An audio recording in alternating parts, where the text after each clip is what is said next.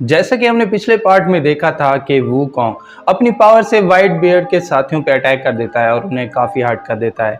अब white beard और Wukong एक दूसरे के साथ फाइट करने लगते हैं। दोनों अपने पावरफुल मूव से एक दूसरे पर अटैक करने लगते हैं। क्योंकि वूकोंग की पावर व्हाइट बियर्ड से काफ़ी ज़्यादा थी, इसलिए व्हाइट बियर्ड उसके आगे टिक नहीं पाता, जिस पे वूकोंग उसे पांच मार के नीचे गिरा देता है। सिर्फ यही नहीं, वो व्हाइट बियर्ड को घुमा घुमा के दूर फेंक देता है, जिसे देख के बाकी मंकीज खुश हो जाते हैं। तभी व्हाइट बियर्ड वूकोंग को कहता है कि शायद तुम मुझे नहीं जानते, लेकिन मैं तुम्हें अच्छी तरह से जानता हूँ। मैं वही छोटा मंकी हूँ जो तुम्हारे साथ ट्रेनिंग करता था, लेकिन तुमने हमारे साथ धोखा किया। तुम हुआ गोशान माउंटेन को छोड़ के हेवन में चले गए और अब वापस लौटे हो ताकि इस माउंटेन के किंग बन जाओ, लेकिन मैं ऐसा कभी नहीं होने दूंगा। ये सुनते ही वूकोंग गुस्सा हो जाता है और अपनी मंकी फॉर्म में ट्रांसफॉर्म हो जाता है। अब बिना वेट किए वूकोंग अपनी पावर से व्हाइट बियर्ड पे अटैक करने लगता है और उसे बार बार पंच मारने लगता है और उठा के उसे दूर फेंक देता है, जिससे व्हाइट बियर्ड बहुत ज़्यादा हर्ट हो जाता है। क्योंकि व्हाइट बियर्ड काफ़ी हर्ट हो चुका था, इसलिए वूकोंग उसे कहता है कि चाहे मैं इस माउंटेन पे रहूं या नहीं, लेकिन इस माउंटेन पे कभी भी किसी भी डार्क सोल को नहीं रहने दूंगा।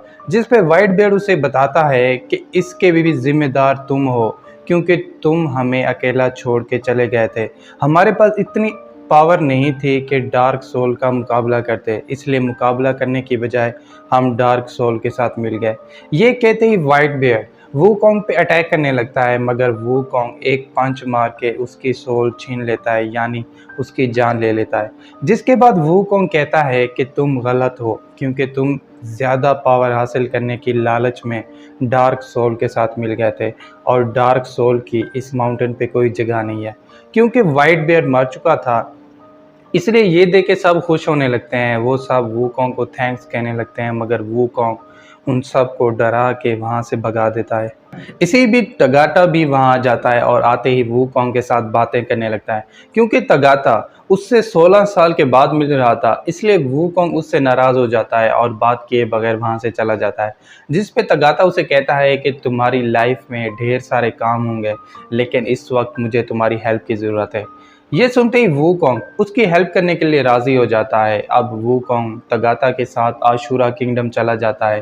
तभी उसकी नज़र उस किंगडम पे पड़ती है जिसकी सभी बिल्डिंग्स टूटी हुई होती हैं।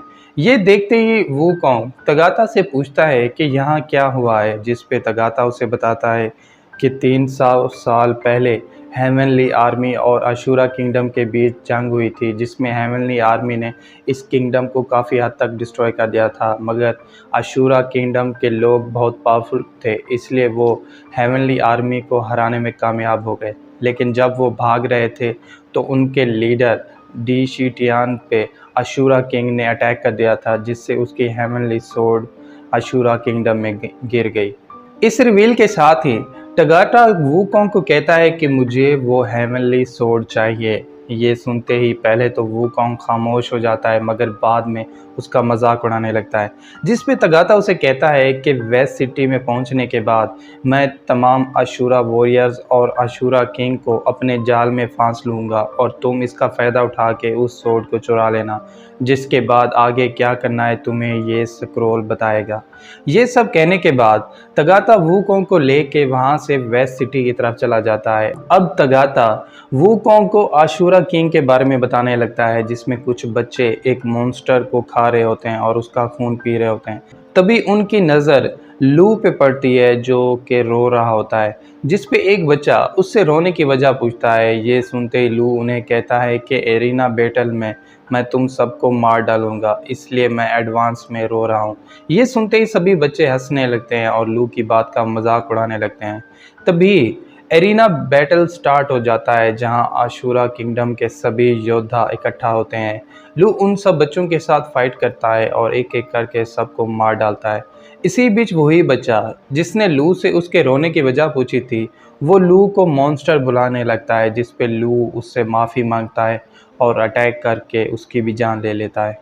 क्योंकि लू ने एरिना बैटल जीत लिया था, इसलिए अशूरा पार्लियामेंट का काउंसिल शिनरोजा वहां आ जाता है और लू को एरिना बैटल जीतने पे अशूरा वॉरियर बना देता है।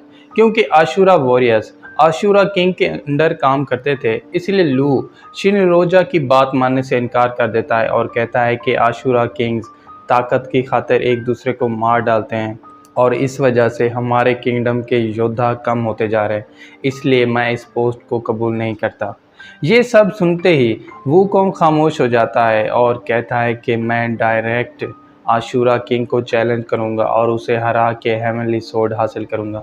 जिस पे तगाता उसे बताता है कि आशूरा किंग को हराना इम्पॉसिबल है, क्योंकि जिस बैटल में वो किंग बना था उसे देख के हेवन और अर्थ कांप गए थे। जिसके बाद फिर से हमें फ्लैशबैक दिखाया जाता है जहाँ पे एरिना में कुछ आशूरा वॉरियर्स फाइट कर रहे होते हैं, जिनमें से एक आशूरा वॉरियर बाकी सबको उस फाइट में हरा देता है। तभी लू वहां आ जाता है और आते ही सभी आशूरा वॉरियर्स और 3 किंग्स को चैलेंज करता है और कहता है कि अगर मैं इस फाइट को जीत गया तो आशूरा किंगडम का नया किंग बन जाऊंगा, क्योंकि आशूरा किसी भी योद्धा का, चाहे वो आशूरा किंगडम का हो या फिर बाहर का, वो उसके चैलेंज को ठुकराते नहीं। इसलिए वो सब लूक का चैलेंज एक्सेप्ट कर लेते हैं और उसके साथ फाइट करने लगते हैं। क्योंकि लूक की पावर्स उन सब से कई गुना ज़्यादा थी, इसलिए वो आसानी से सभी आशूरा वॉरियर्स को हरा देता है। सिर्फ यही नहीं, लू 10 दिन तक बिना कुछ खाए पिए उनके साथ फाइट करता रहता है और सबको एक एक करके हरा देता है, जिस पे चिनरोजा उसे आशूरा किंगडम का नया किंग बना देता है। और इस रिवील के साथ ही पार्ट 2 यहीं पे एंड हो जाता है। तो दोस्तों, अगर आपको पार्ट 2 की एक्सप्लेनेशन अच्छी लगी हो तो चैनल को सब्सक्राइब और वीडियो को लाइक ज़रूर कीजिएगा। और अगर आप चाहते हैं कि मैं आगे के एपिसोड्स को भी एक्सप्लेन करूं तो कमेंट करके ज़रूर बताइएगा। Thank you.